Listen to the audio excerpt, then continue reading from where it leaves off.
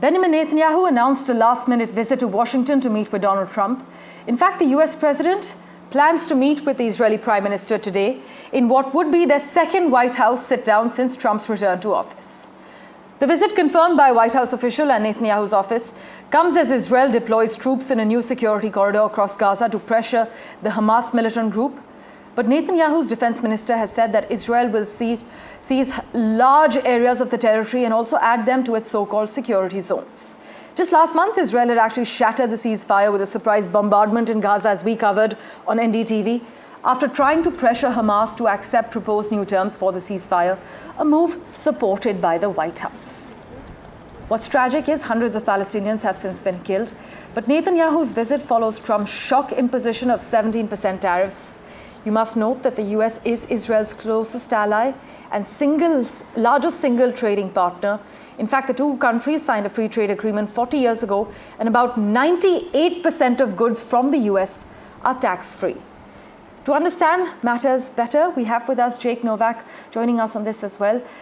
Jake, many say the timing of this meeting has caught Israeli officials and even some in Trump's administration by surprise, because in the 29 months that Netanyahu's term as Prime Minister overlapped with Joe Biden's term, he met with the US President once in the White House. But today, Netanyahu is scheduled to hold a second meeting in the White House with Donald Trump in just 2.5 months. So how significant would you say this meeting is?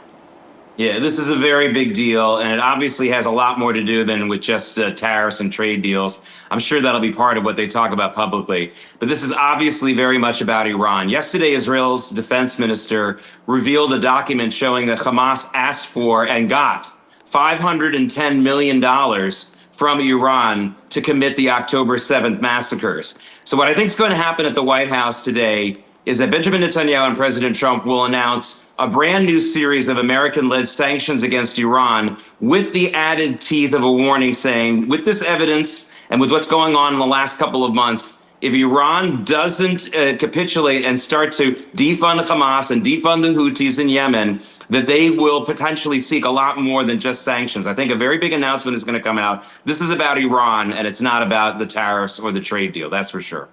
Right, Jake, thanks so much for joining us with that quick update. So more sanctions for Iran are on the radar. We'll keep a close eye on that meeting between Netanyahu and Donald Trump. Jake, as always, thanks so much for joining us.